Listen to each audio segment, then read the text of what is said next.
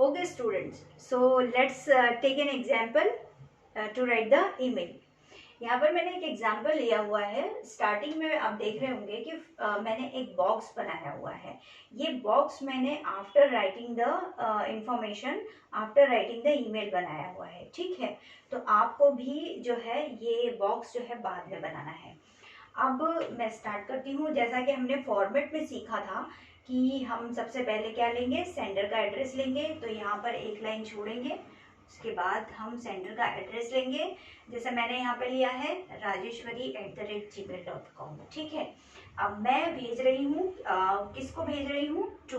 तो receiver's address आएगा, यहाँ पे रिसीवर्स ईमेल आईडी आएगा, ईमेल एड्रेस आएगा priya24@gmail.com। ये रिसीवर का ईमेल आईडी मुझे पता है। हाँ, ईमेल भेजने के लिए रिसीवर का ईमेल आईडी की जानकारी होना बहुत ज़रूरी है। तो ये हो गया। इसके बाद मैंने डेट डाल दी। आपको यदि डेट नहीं दी हुई होगी तो जिस दिन एग्जाम होगा आप उसकी डेट डाल सकते हैं। तो जैसे मैंने आज की डेट डाल दी 28/7/2020, और उसके बाद मैंने यहाँ पर फिर सब्जेक्ट लिखा। सब्जेक्ट में to sending the email, the purpose of sending the email, request for funds for a poor patient. यानी मैं रिक्वेस्ट कर रही हूँ फंड के लिए एक पुअर पेशेंट की हेल्प के लिए, ठीक है। एक पुअर जो बीमार है बच्चा है उसकी हेल्प के लिए। तो मैंने यहाँ पे वन लाइन में अपना पर्पस शो कर दिया सब्जेक्ट के through, request for funds for a poor patient. इसके बाद मैं अपना सैल्यूटेशन दूंगी डियर। इसके बाद एक लाइन छोड़ूंगी सब्जेक्ट के बाद, फिर सैल्यूटेशन दूंगी डियर प्रिया। किसे भेज रही हूँ मैं, प्रिया को, उनके ईमेल आईडी पर। सो डियर प्रिया। फिर मैं एक लाइन छोड़कर अपनी जो इन्फॉर्मेशन है वो लिखूंगी। यहाँ पर आप देख सकते हो ये जितनी भी इन्फॉर्मेशन लिखी है ये ओनली 50 वर्ड्स में लिखी हुई है, टू द पॉइंट्स लिखी हुई है। बस ऐसे ही आपको भी लिखना है। एक बात और, ये इन्फॉर्मेशन आपको जैसे फॉर्मल लेटर में इन्फॉर्मेशन मिलती है ना कि थोड़ी बहुत तो रहती है लेटर में और थोड़ा आपको मन से लिखना पड़ता है मैटर, तो बहुत ही ईजी इंग्लिश लैंग्वेज में आपको जो है मैटर लिखना है और क्वेश्चन से ही मैटर को उठाकर मैटर लिखना है। क्वेश्चन में आपको दिया रहेगा कि आप कौन हो, आप कौन से सेंडर हो, आप किसको भेज रहे हो, रिसीवर का एड्रेस भी दिया हुआ रहेगा, ईमेल आईडी भी दिया रहेगा, लाइक अ फॉर्मल लेटर। तो यहाँ पर भी वैसे ही रहेगा।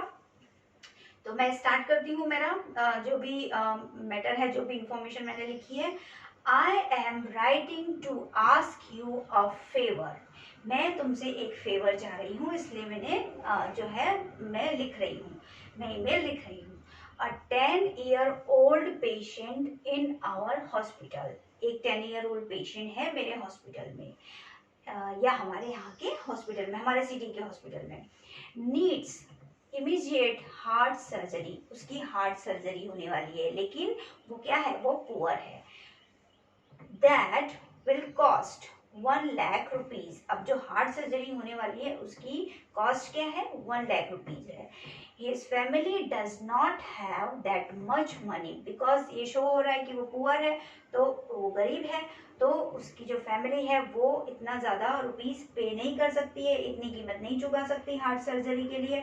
I was wondering if you could raise some funds for his surgery। मैं बहुत खुश होंगी कि यदि तुमने उसकी हेल्प कर दी, है ना, यदि तुम आगे आती हो हेल्प करने के लिए। तो remember that all donations are went through a demand. ये मैंने अपनी तरफ से जोड़ दिया, डिमांड ड्राफ्ट, ये मैंने अपनी तरफ से जोड़ दिया कि जो भी आपको यदि डोनेशन देना है तो आप एक डिमांड ड्राफ्ट के थ्रू आप हमारे हॉस्पिटल को भेज सकते हो, है ना। तो यहाँ पर आपको, ये तो आपका हो गया मैटर।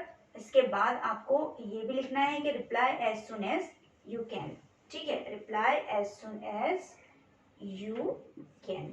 उसके बाद यानी आप जल्दी से जल्दी हमें रिप्लाई कीजिए। उसके बाद आपको 2 लाइन छोड़नी है। उसके बाद जो सेंडर है उसका नेम आ जाएगा, रिगार्ड्स, कौन भेज रहा है, कौन है सेंडर, राजेश्वरी, है ना। तो यहाँ पे लिख सकते हैं राजेश्वरी गीते। और फिर उसके बाद आप जो है ये बॉक्स जो है बना देंगे। And definitely it is very very easy, don't be afraid, it is very easy and you will get good marks, ठीक है। तो अब आप मुझे ईमेल भेजेंगे मेरे ईमेल आईडी पर, और अपना ईमेल आईडी भी बनाएंगे। ठीक है, तो मिलते हैं, बाय बाय, टेक केयर।